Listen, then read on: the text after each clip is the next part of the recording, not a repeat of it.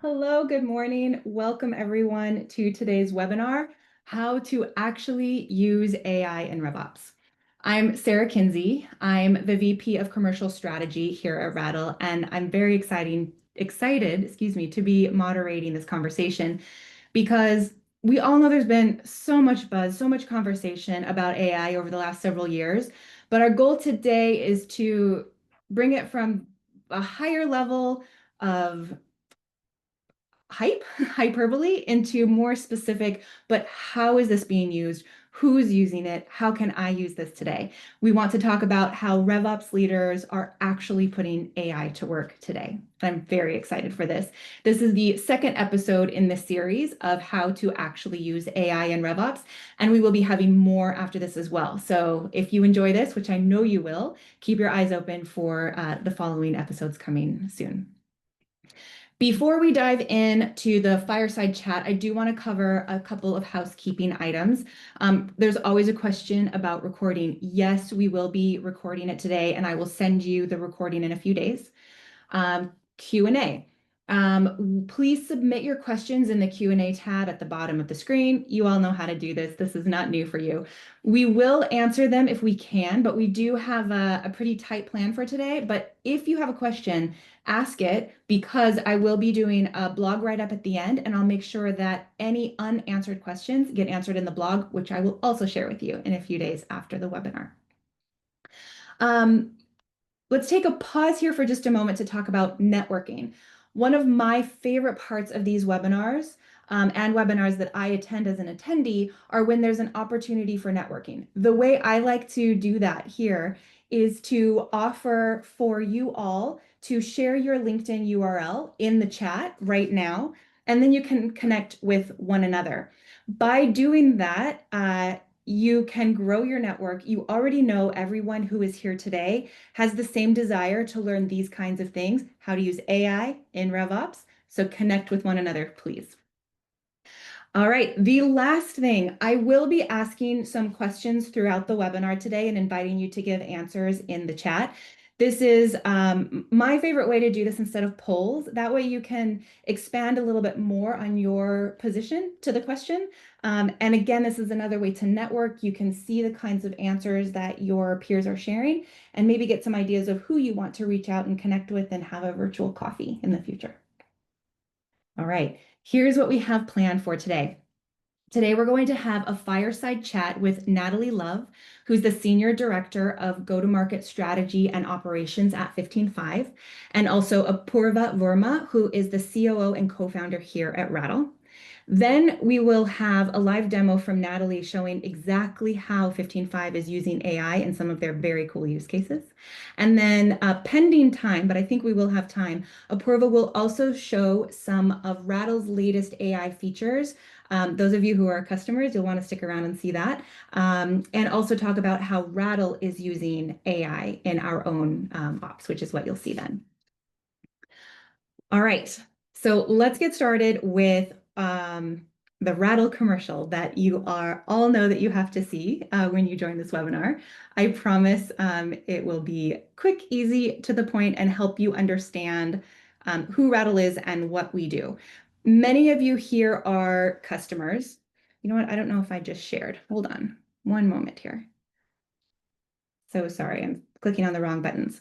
Many of you here today are Rattle customers, and several of you are new to Rattle. So I wanted to set the stage and make sure that everybody knows who Rattle is and what we do. All right. So sales execution is riddled with risks and misses. Reps are missing important sales process steps. Managers are missing risk signal, and deals are stalling and falling out of the pipeline unexpectedly, or sometimes quietly without anybody noticing. And Rattle can be your AI that is watching over the entire pipeline and bringing these risks together and to the surface before they are costing you deals in the quarter. And here's what that can look like in the real world. These risks are not theoretical. We all know that they're happening every day, across every stage, across every company. And whether it is a rep who's missing steps in BANT or Spiced or Medic, or missing ROI proof, or the buyer going dark after a demo, These are the patterns or the misses that are killing deals. And so it might be good to ask yourself, do you know which of these are happening in your pipeline right now? And this is where Rattle steps in and helps you win more. We let you define the execution signals that matter for your business. And then we monitor every deal across your entire pipeline at scale automatically. And whether it is missing updating next step, or if there's no executive sponsor, or the deal has just stalled and there hasn't been a response, Rattle can flag this and notify the rep, the manager, the right people at the right time when it's needed in Slack, where they're already spending a lot of their day working. So you're staying ahead of risk. Your managers are able to coach much faster and much deeper than they were before. And you can fix these problems while they're still fixable before they impact your quarter. So if you are already a Rattle customer or you're just starting to get acquainted with us, if you don't already have AI working for you in this way, let us know. We would love to show you how Rattle can set this up for you and your business very easily. So customers, if you want more information about how some of these things are working now, reach out to your CSM or Apoorva here today. And those of you who are new to Rattle, you can let us know in the Q&A that you would like for us to follow up with you, or you can get connected and get acquainted with us in all of the ways that you already know how to. All right. Thank you so much for listening to all the housekeeping intro. Now let's bring on our guests, Natalie Love and Apoorva Verma. Please join us here. Thank you so much for being with us today.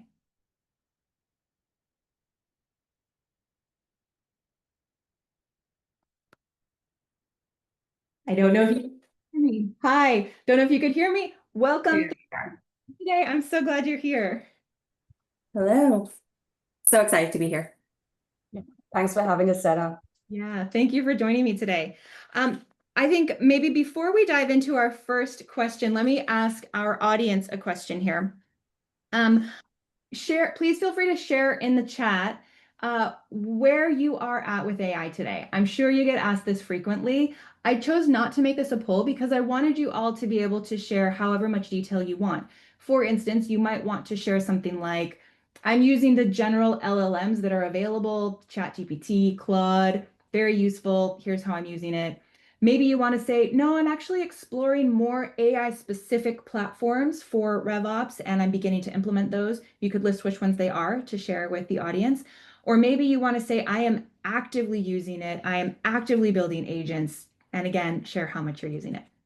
I think this would be a great way for all of us to see what is happening today with RevOps and AI, and it can help all of our attendees know who they want to connect with. All right. Natalie Apoorva, thank you so much for being here. The first question that I want to ask Natalie is specifically for you, because 15.5, I know as a product, the product that you sell to the market is building AI directly into the 15.5 platform. So not only are you adopting AI internally in what you sell to the market, and not only are you a RevOps leader responsible for strategy and operations at 15.5, who is very forward thinking in AI, but you're just surrounded by it everywhere at your business. And I'm super curious, how do those two things amplify one another? Maybe what you're seeing at 15.5 and perhaps maybe what you experience in other places or what you hear from your peers. Yeah, that's a really great question. It definitely raises the bar. And I will say it probably gives me an unfair advantage on being able to experiment in AI as well. So as you mentioned, we are building AI in our product. And so our company and my colleagues are very AI forward.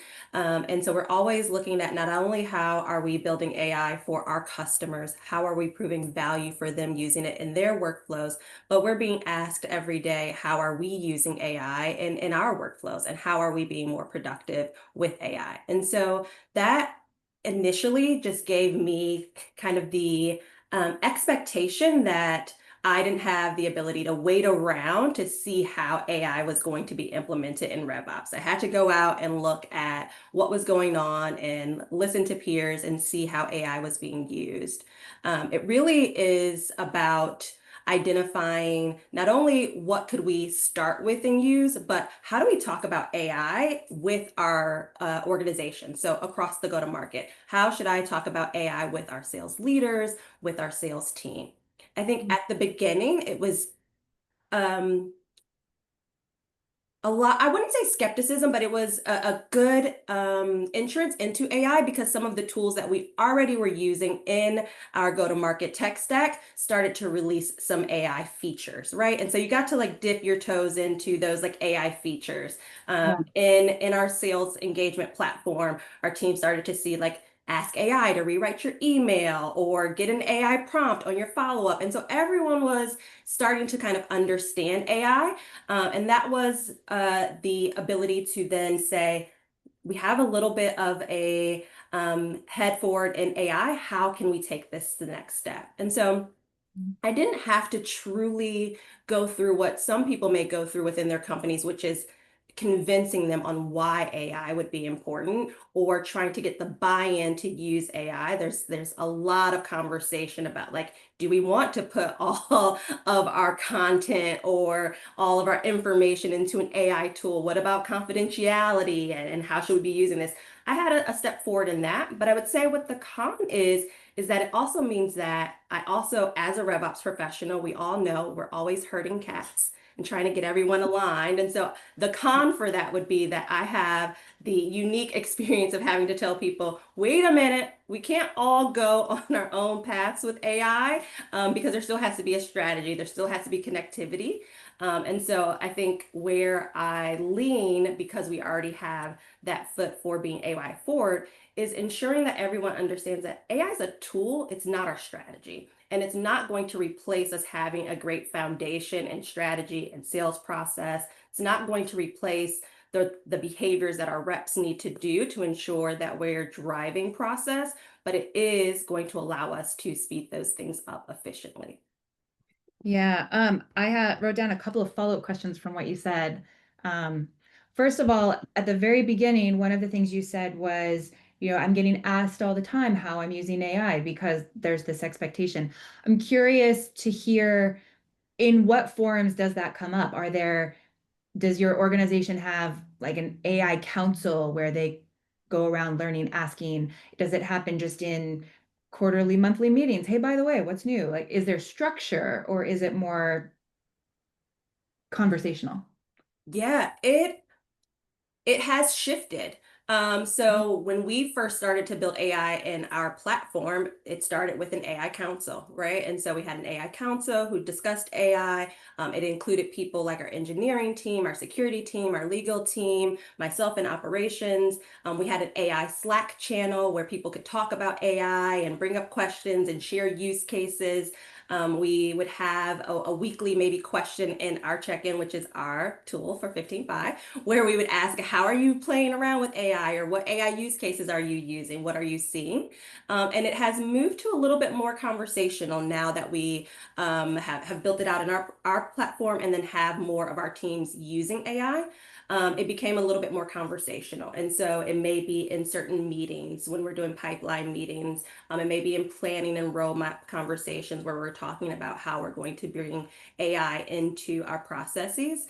And so it's kind of this continuum. I'm actually seeing it swing back up to a more structured phase, right? Just last week, I had an AI forward meeting on the calendar with our engineering team, where we not only talked about the use cases that we're doing, but how do we now get everyone from being kind of experimental in AI and testing things out to actually having a AI forward productive team where everyone has a place where they're using AI in their business. It's interesting enough, we also are asking ourselves, like, should we include this in job descriptions moving forward, right? Like that's where you're at now is people Yeah, are dipping their toe in, but how do you then say like, okay, how do we make this a true part of how we do work?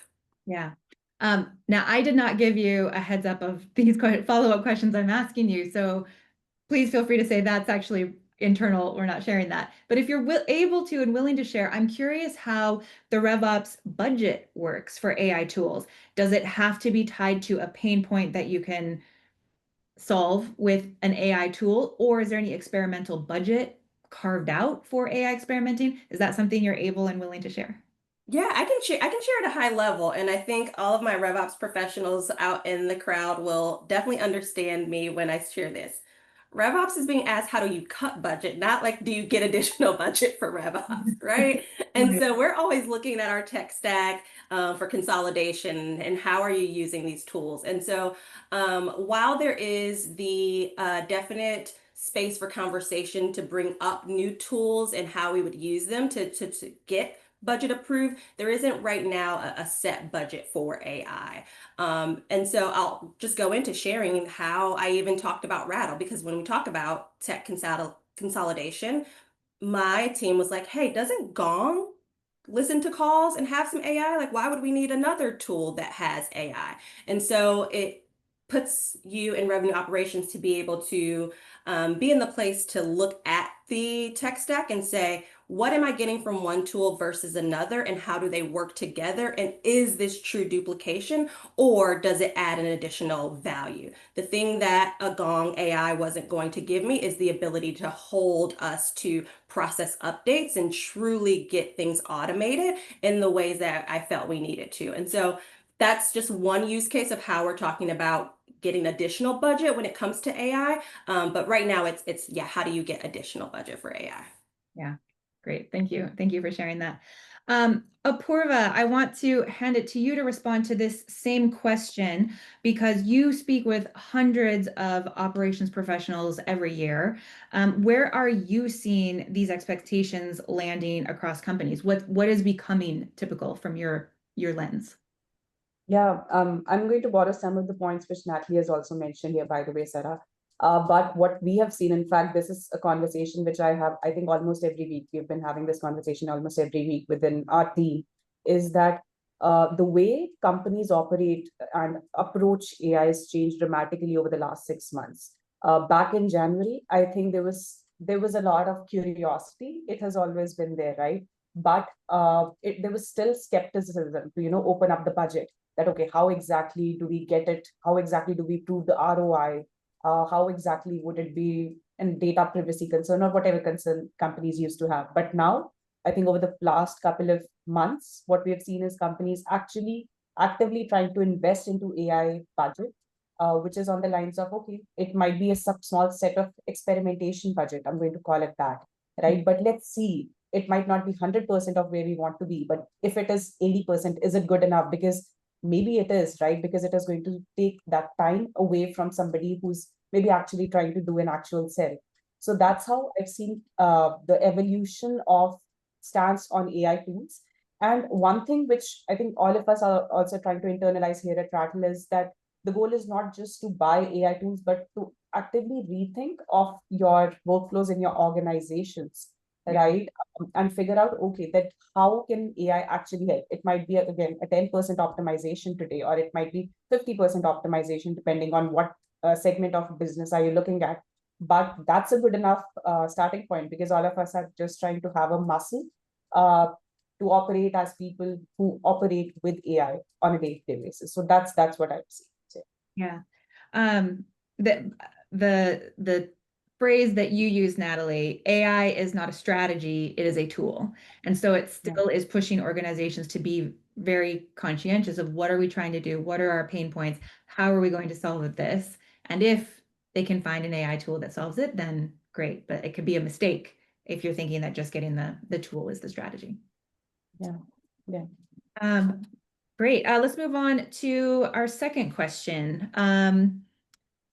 Make sure I'm not missing one. Oh yes, this was one of my favorites. Natalie, I want to talk about roadmaps, AI roadmaps, and what your shot in the dark idea for AI, because I know you are AI forward, you have AI tools at your disposal that you have invested in. So what is an AI project for the second half of the year that is a shot in the dark thing that you're going to try? And what is a sure thing that you're working away on that you know will deliver in the second half of the year? Yeah, I really love this question. And while I also love it, I think it's interesting because I am already experimenting with AI, but there are some very popular AI use cases that to me are still like, is that a shot in the dark? or should we try this out? And so that's where I'm at with it. So there's two for my shot in the dark. The first one is right now we are using AI to help with like Salesforce formulas, identifying workflows, brainstorming how to do automations in Salesforce. And so I am going to be looking at creating an AI agent to help some of my sales admin team be able to take that on and actually use that agent in the way that I use it today. And so the reason why I call it a shot in the dark is because creating an AI agent is still something that to me is like, oh, how do you create your own AI agent? And so I'm learning and researching and practicing on creating the AI agent specifically to help the team there. The one that is probably more exciting is using AI for outbound and account targeting intelligence. I think it's a common use case. We have been working through understanding account targeting, outbounding, what are the right key intent signals, how do you get all of the key intent signals from all of the different tools, whether that's from your first party data in your CRM versus an intent tool. We had two intent tools, 6sense and ZoomInfo. And so how do we bring all that together to truly target the right accounts, understand where they are at in their buyer journey, and then push that on to also automated outbound automation with human overlays. Right now, I'm not willing to put a full AI agent into calling people or emailing people, but how do we get this a little bit more automated for outbound? I call it a shot in the dark because that's one of those areas where you could believe that AI is going to fix the strategy. We still have to understand and have a basis for like what type of accounts do we believe we should be going after? What's the right ICP, buyer personas? What are some of the right intent signals, and let AI enhance that with what it tells us. And so that's why I call it the shot in the dark. Yeah. Thanks for sharing that. Maybe one of the things I'll follow up with you after this webinar, Natalie, is what are the AI tools in your tech stack, if you're willing to share, and we can include that in the write-up with some explanation of how they go together. But we won't do that here now. We'll maybe do that after. I also see in the chat and also in the Q&A, some people have mentioned that they're using N8N quite a bit for supporting this. That's something that I've started experimenting with myself, and I'm endlessly curious, excited, nervous about building these agents and tying everything together. But it is a world of excitement for sure. And Apoorva, I'm going to skip ahead to our next question, though I want to invite you. Please feel free to come off mute if you have anything else you would like to share on any of these topics. All right, next. Oh, I keep getting my papers out of order here. Okay, next question. This question is around the organization of your operations team today.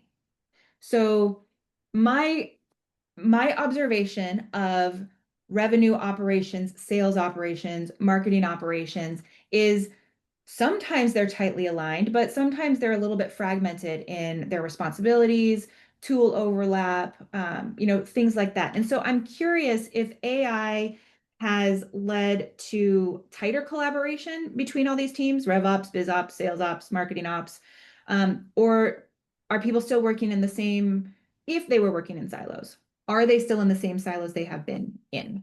Is it same, pushing apart, pulling together? What's been your experience, Natalie?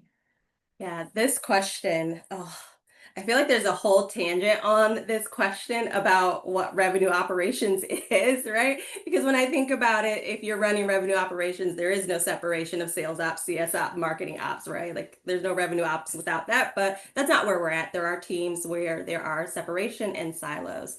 I am fortunate that in our organization, we are all under one umbrella. We weren't always that way. Even here, we did have marketing op and CS ops at one point, not siloed, but alone in their departments. We brought them under the revenue operations umbrella. So that happened prior to AI. But I will say that AI has even strengthened those relationships within our own department because one team, and this particular scenario started off with our CS team because that's where we needed to use AI. Our CS ops team was using AI already to help the customer facing team. And so then it brought up the questions from our sales ops team on like, okay, how do we already tie into what you're doing on the customer data into our pipeline and prospecting? And then now it's even moving into marketing where we're going, okay, how do we use this in marketing to understand content generation and what we should be doing for pipeline gen?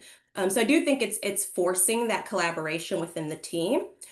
Similar to how I mentioned at the top, talking about an AI forward company, I do still think that RevOps is in the place to align everyone and bring everyone together. So where there still is some individual swim lanes, I would say it's in other parts of our organization. So our support team is testing AI. Our engineering team testing AI. We have a digital team who handles our digital customers. They're all testing AI.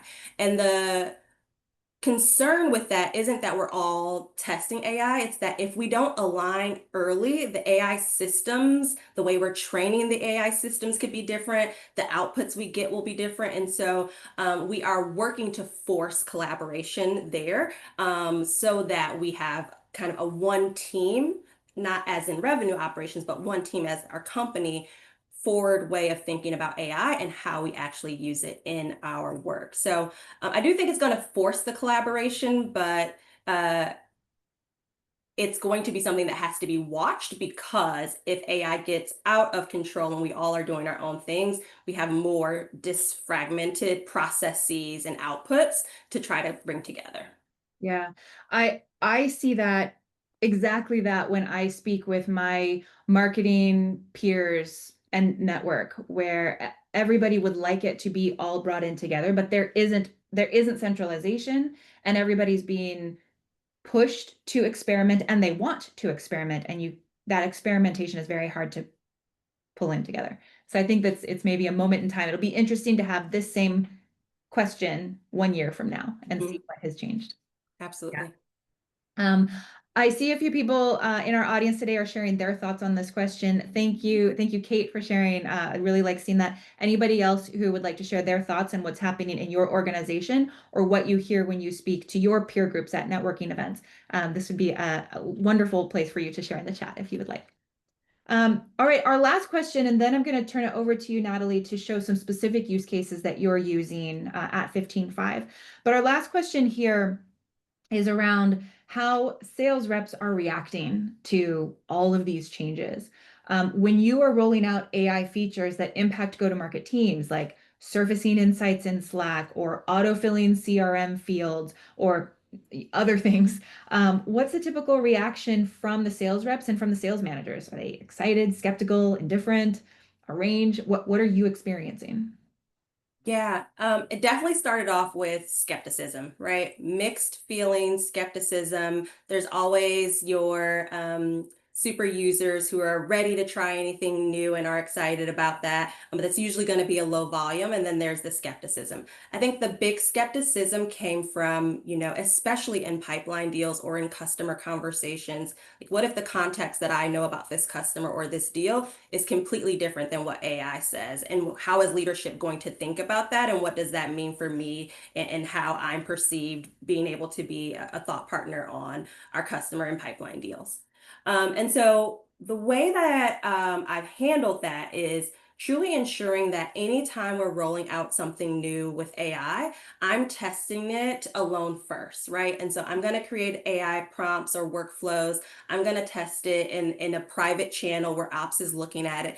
And then I'm verifying what AI is coming out with across what I'm hearing in pipeline review conversations, what I'm hearing in the meetings. And I do that for a couple of weeks before I then pull in one of each. I like my person who's going to give me all of the bad feedback on why it wasn't accurate, and my person who's going to be like, yes, this is great, to get their feedback. And then I'll roll it out to those two people and have them start to test it, give their feedback, and then roll it out to the full team.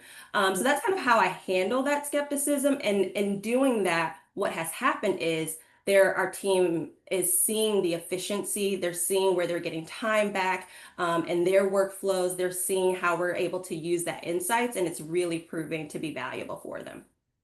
Yeah, that sounds familiar to what we heard in our last How to Use AI in RevOps webinars, where we had Kevin Hurley, the VP of RevOps at Demand Science, and he was saying that one of the things that he did, in fact, Kevin, you may be here today. I know you support a lot of these webinars.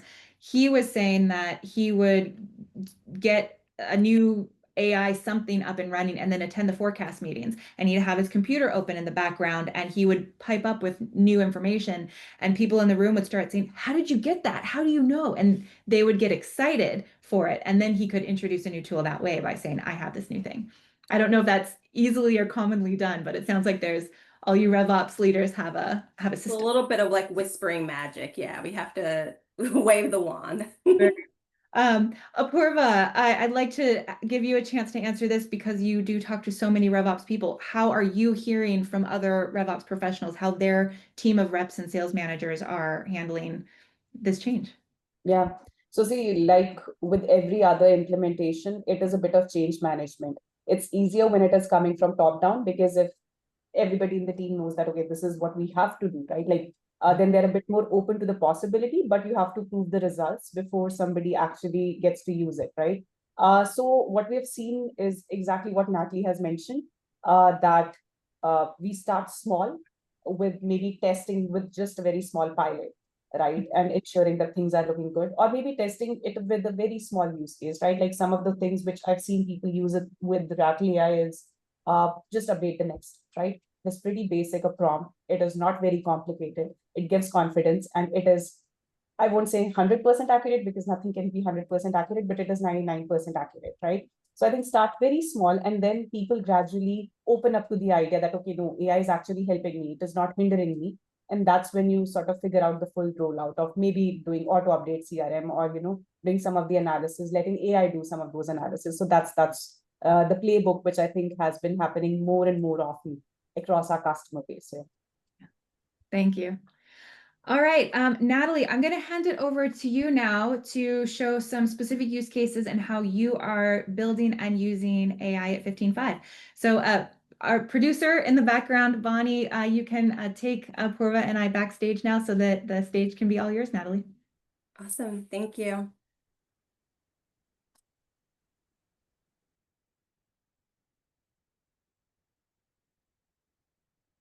Okay. Perfect. So I'm really excited to share with you all some of the use cases that we are using, and get a little bit more tactical in sharing how we're building those prompts. And so when I think about the AI use cases that we are deploying, I'm thinking about it across the customer lifecycle. And so I've kind of simplified it here from pipeline generation to sell and close, retain and expand. So at the top of funnel, some of the use cases that we're using for pipe gen is we have AI summarized meeting recaps. And we're kind of layering AI here where we're taking those summary recaps, putting it in an LLM like ChatGPT to understand the trends and insights from pain points, blockers, risk, etc., to determine what type of one-pagers or webinar content do we need to create to help truly reach our buyers where they're at and help generate that pipeline as well as accelerate the sale. We also do the same with some AI close loss analysis. In the sales phase, we are doing sales process field automation, helping our reps understand what's going on in their deals. And then I have what I've called the deal viability AI chart, which really allows us to look at how likely our deals are to close in our pipeline. And I'll dig into that one a little bit throughout what we talk about. And then on the customer side, we're doing AI customer meeting summaries. And then we have deployed what we call our executive sentiment scoring. This really helps us in understanding and ensuring that we are keeping our executive personas involved in our customer relationships and understanding where they stand within their use of our tool and how they're thinking about our tool. And then across all journeys, we are doing some sales coaching prompts. And so we recently rolled out Challenger Sales. And so we have automated coaching prompts that go out to our AE and CSM team to actually score them and rank them on how they're doing with Challenger Sales. And as I mentioned earlier in the call, we're doing some ChatGPT, Salesforce formula, and workflow builds as well. And so I'll dig into not every single one of these, but a couple of the ones that excite me the most. I'm going to start with our AI summaries, really because this is probably the simplest use case that we have, but it's a foundation for a lot of additional insights that we use. So we've created a meeting intelligence workflow that anytime a meeting happens, whether that's a customer meeting or a prospect meeting, it sends a Slack message directly into the account deal room channel. And it has sentiment of that specific call, which we created as a custom prompt. It'll recommend what the next steps are, give meeting minutes, which I really love because it actually shows the exact time frame and allows you to click in and go into Gong to hear that exact part of the meeting. Key points and challenges. And so this going into Slack into the deal room channel really allows us to ensure that even if teammates weren't on that call, in our customer business, we have a team selling motion. And so there's an account manager, there's a CSM, there's our professional services team, so that anyone who's working with that account, even our support team, can understand and see exactly what's happening in meetings and calls, even if they aren't there. Really keeps them aligned to what's going on with that customer. But the sentiment prompt, we really wanted to understand some very specific things about sentiment in a call. And so we created this prompt customized to say, how would you rate the sentiment of the customer during the call regarding our offering? And then we go into very specific outcomes for it to look for. So it's positive if the customer showed enthusiasm, agreement, excitement about the solution. Neutral if they're indifferent or non-committal, didn't have any strong positive or negative reactions. And then negative if the customer expressed dissatisfaction, resistance, or frustration with our solution or the fit of our solution in their organization. I did have to add a little more clarity here. And in sentiment prompts, one of the things I shared with our teams as they're thinking about this is the thing that I've found with sentiment from AI is AI listens to tone as well as words. And so it leans a little more positive than what the actual sentiment is, especially with our buyer personas. Our buyer personas are very nice on our calls. And so it leans a little more positive. And so I had to be very direct to tell the prompt that if there was any mention of ending the partnership, considering different tools or different options, that the sentiment should be negative so that our team could get ahead of that. What we found when we didn't have that is if there was conversation about that, our sales team, as they should, would ask additional questions, right? What's prompting that? How can we help ensure that you're seeing the value? Are you open to additional conversations? And if people agreed to that, the sentiment was shown as neutral. And I didn't want anyone thinking that that was like a neutral sentiment. I really wanted this to be able to flag risk that we had within our customers so that we can deploy other playbooks. So that's our meeting summary. Because we do these meeting summaries, that is also where I'm taking transcripts from specifically what prompts we're looking for from AI to then review an entire set, maybe a quarter's worth of calls in something like ChatGPT to find the insights and trends so that we can look for content that we need to have, enablement or training, etc. My next one is a Gong and Rattle sales playbook automation. So we are users of Gong, and Gong has an AI feature called Playbooks, which basically allows you to have AI help you to understand how your sales process is being used across your deals and calls. So we have a very specific sales process that we're using where we're looking at budget, authority, strategic priorities, internal support, and close plan, which is like timing calendar.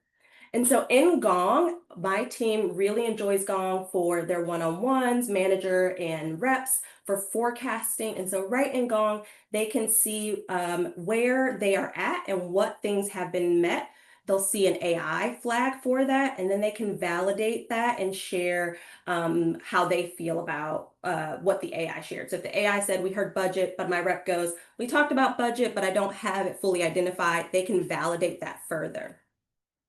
The struggle we were having is Gong will only push that back into our Salesforce CRM where we can get that data and pair it with other key data points if our reps have validated. We have a little bit of a sales process hygiene issue at our with our team. I'm sure none of you have that with your teams. And so if they don't validate it, then I don't have that information in the CRM. And so I'm doing a little bit of a Rattle handoff here, where in my Rattle board, I'm pulling in these fields and doing validation from Rattle. If it's already been pushed into our Salesforce, we will not automate it. But if it hasn't, then we're using Rattle to validate it so that we can get it into the CRM. So it kind of takes that pressure off of them, takes the pressure off of continuing to ask for those updates, and allows us to get that data timely so that we can look at things like forecasts, probabilities, and how we believe deals are progressing. And so this is very specifically with one of those fields, how we have this set up. And so we have a board with our field that's budget. It's a checkbox field. We are telling Rattle to validate it with our Salesforce data. Validate our Salesforce data with Rattle AI. And so we turn that on. We then have this description that says, did you hear any of the following? And mark it true if you did. We discussed the pricing. We've confirmed the budget. We have insights into how procurement works. We've talked about pricing or budget constraints. We also have this set to frequency for auto-populate. And so what that's going to allow us to do is once this is ran, if any new conversations happen, it will rerun the prompt so that we have up-to-date information.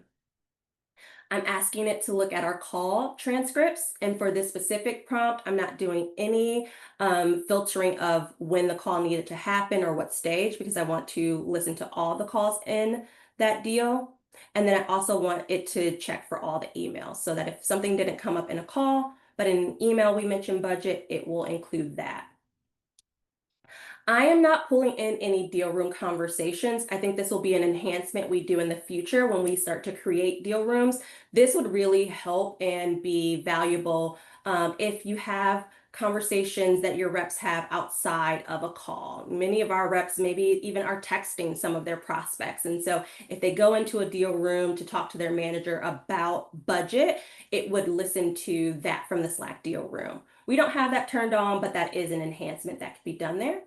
And then where we get to automation. So as I mentioned, anytime I'm running anything, I don't automatically do auto updates. And so I ran this for a while to see how it worked, but now we have it auto updating to Salesforce.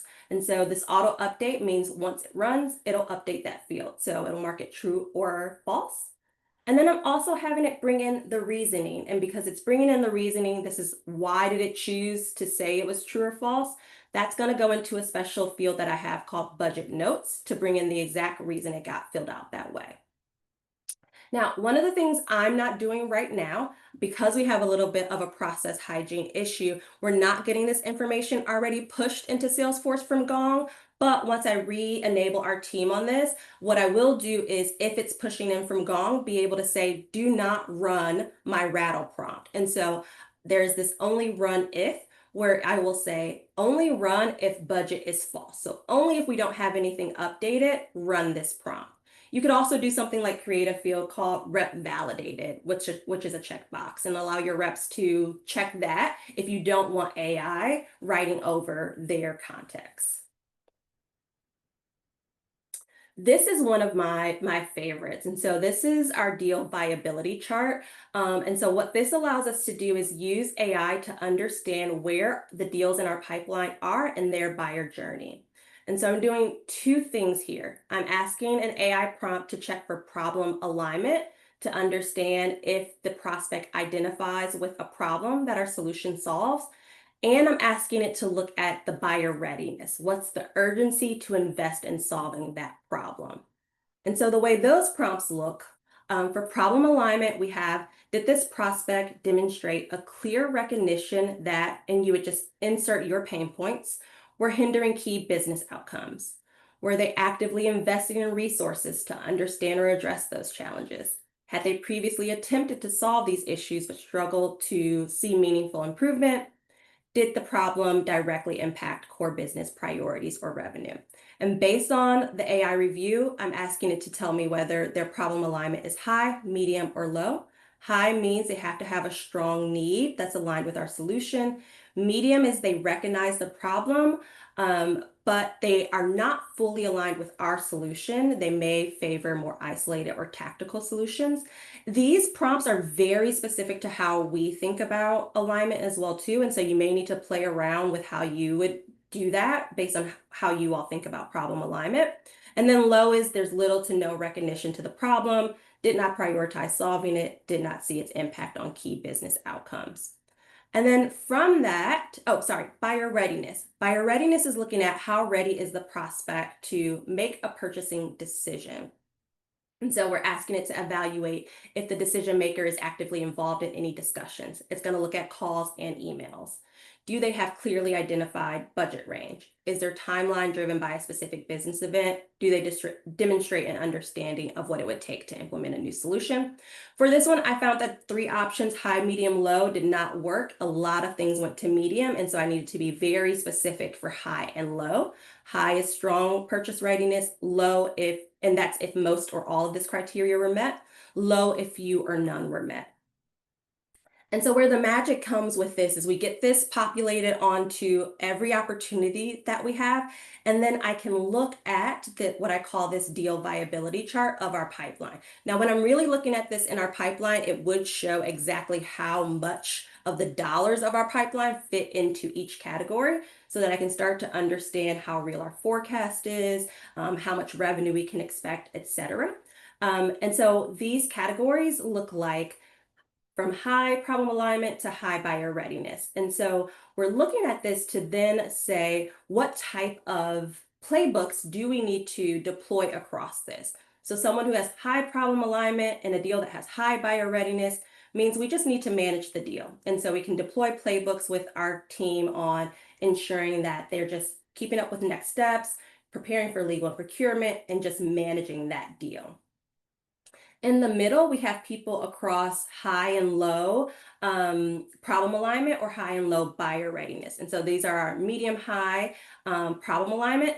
This is educate. So they are only have a medium alignment with our solution as the problem or our solution for their problem, but they have high buyer readiness, which means they're going to buy something. They're just not sure they're going to buy us. So we'll deploy a playbook there to say we need to educate them that our solution is the solution for solving their problem. And then they have high problem alignment. They align very perfectly with our solution, but they're low on their buyer readiness. This means we need to educate them on ROI, buy-in, likely multi-thread in that deal to ensure that people understand the ROI for solving the problem. In medium-low problem alignment, we're looking at nurturing those deals and then also thinking through how long should that nurture be in the sales cycle versus kick back to marketing for nurture. And then in low problem alignment, low buyer readiness, we're calling those bad fit and questioning if those should actually be in our pipeline. Did we actually meet all the qualification criteria, and truly working with the team to get justification on those deals. So that's our deal viability chart. This does update throughout the quarter, and so we look at this on a monthly basis as well. So because we have it auto-populating and it will update as new information comes in, new calls, new emails, what we want to see is our pipeline begin to move fully up to that high throughout a quarter.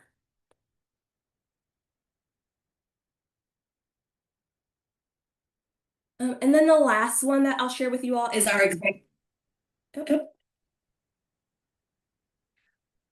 Keep going. Okay, perfect. Sorry. Is our executive health sentiment. This is also one that was a really good game changer for us. It also is one that got a lot of our company, both from executive leadership, managers, and our reps, talking about AI and how it was helping us. And so in our customer deals, calls, meetings, we want to understand the sentiment of executives at that account. And so we created a prompt that specifies exactly what titles should be considered executives. And then we detail out how we want it to rank both strong, positive, medium, and negative, and unknown sentiment from the executives. we configure it to only look at the last 6 months of calls and emails and keep that rolling on a 6-month basis. We don't want a poor sentiment that happened 8, 10, 12 months ago that may have gotten worked out being pulled into the AI consideration. And it automatically runs whenever any new contact is available. And then it's going to auto-populate in Salesforce.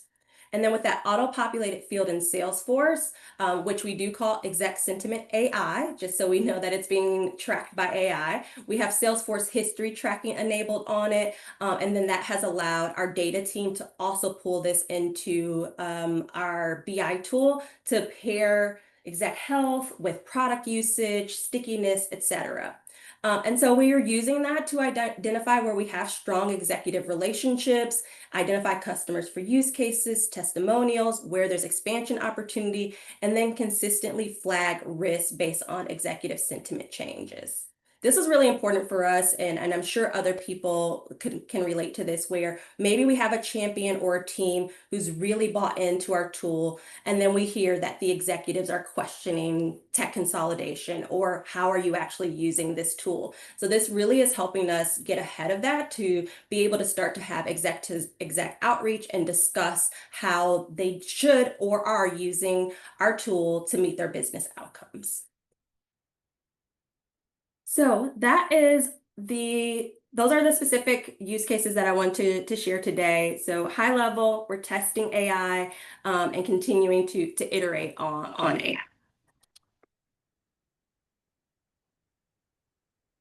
Thank you so much, Natalie. I had heard that you had some really cool use cases, but I didn't get to see what these were before you shared today. And I'm sitting there backstage, nodding along, clapping. This is very, very cool.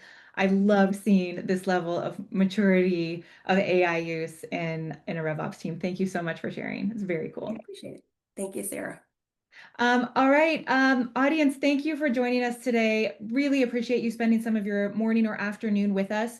I will send you the recording afterwards. There was so much great things shared here that you may want to watch it again later, and that will be available for you.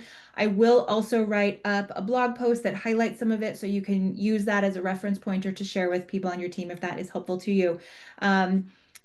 Customers, Rattle customers that are here, if there's anything that you've seen here today that you want to know more about, I could probably connect you to Natalie. I can ask her, but let me know. But also, if you want to explore some of these things in your product or your use of the tool, reach out to your CSM and they can help you.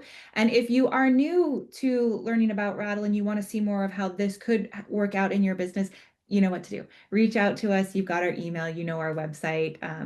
I will likely be reaching out to you on LinkedIn myself. You can connect with me there as well. Thank you so much. Appreciate you all being here today. We'll see you next time when we get to episode 3. Have a great one. Bye.